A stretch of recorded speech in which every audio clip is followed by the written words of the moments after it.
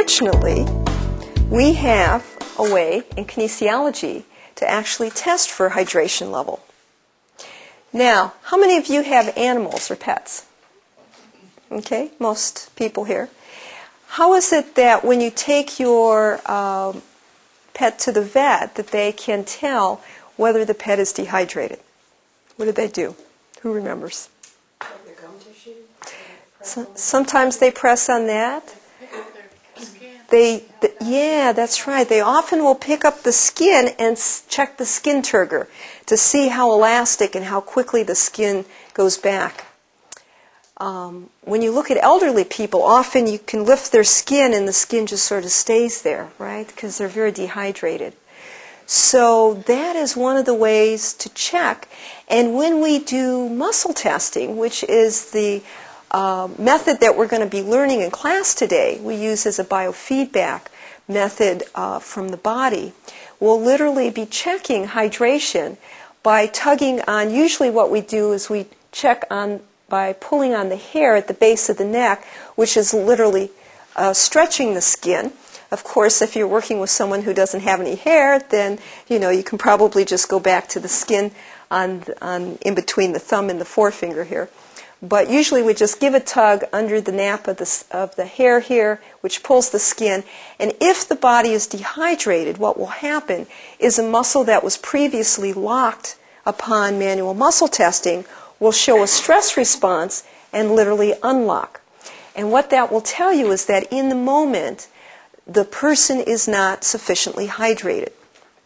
Now, technically we cannot tell someone to take anything into their body, whether that's foods, vitamins, minerals, medications, or even water technically. So we can only educate people, and we would say to them, when we do muscle testing, in order to get the most optimal results, not to mention the fact that it's a healthy thing, but the nerve transmission, the energy transmission, is also dependent on optimal hydration. So it would actually make our results a lot more accurate and reliable if you were sufficiently hydrated in the moment. Would you care to have some water? So if you put it out there as a question and give them the choice, then they can either choose to have some or not.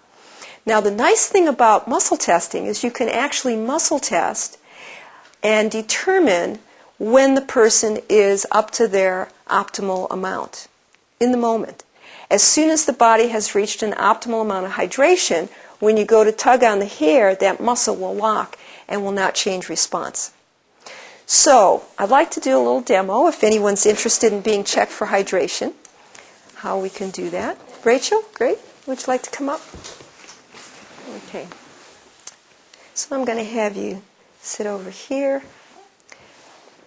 Now, usually when I muscle test, I use a muscle called the anterior deltoid in front of the body here, but I'm going to have my back to people if I do that. So I think for purposes of demonstration only, I'm going to use the middle deltoid, which is out to here. And I'm going to ask you to just look straight ahead, and I'm going to apply pressure and hold. Okay? And do you feel that the muscle is holding pretty solidly? Could you all see that the muscle appeared to hold? So now what I'm going to do is before I actually assess the hydration, I'm going to check to see what that muscle will look like when it changes response. And I'm going to do something to the muscle, if I may, and then retest it. Do you notice a difference in the response? I did. When you feel that change, it's okay to let it go. Okay. Okay, there you go. Because when I test, I actually don't apply a lot of pressure. I don't like to stress the muscle out. And hold again. Okay. Now, it may appear that I'm using more pressure when the arm goes down. A lot of people feel that initially, but in fact I'm using the same amount of pressure. The difference is how the muscle responded.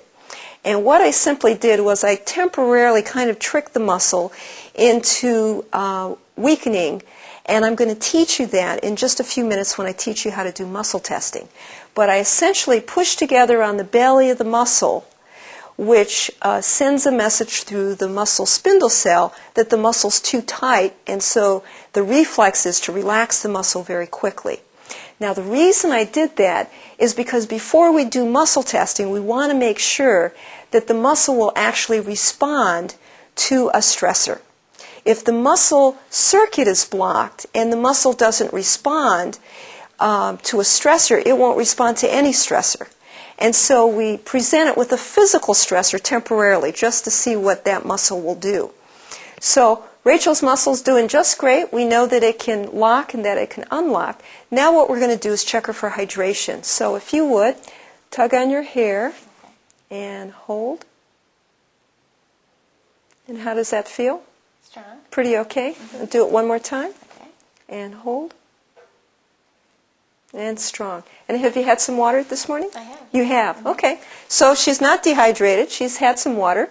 And the muscle didn't unlock because in the moment she's probably had enough to sufficiently hydrate her. Okay. Great. Thank you. You're welcome. Is there anyone here who maybe didn't drink as much water as they would have liked this morning and we can check them? Anybody? Okay. Michelle, come on up. This is a good thing. I like to have a class that has have done their homework here. Don't get too excited yet. Okay. All right. Now, does she continue to pull as you're testing the muscle? Okay. Or is it a pull and then you just... So the question was, when you're testing it, is it a pull and then test, or is it a continual pull while you're testing? It could be either way. If you're pulling it at the same time that you're testing it, then you know for sure you're getting the response of the skin stretch. If you're going to pull and let go, then you do need to test it within just a second or two afterwards. So it does have to be pretty soon afterwards in order for the body to still get that response. Thanks for the question. Michelle, is this arm okay? May I test it? Yes. I'd like for you to hold it there. Okay. See if you notice a difference when I push together on the muscle.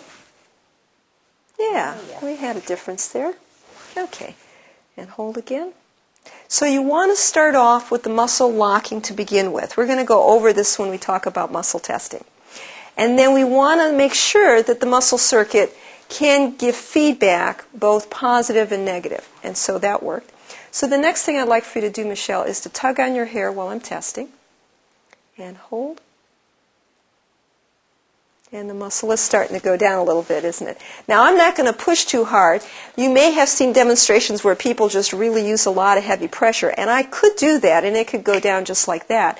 But there's really no need to, because really what we're looking for is the difference. Is the muscle able to hold, or is there a stress response? Is there a give to it?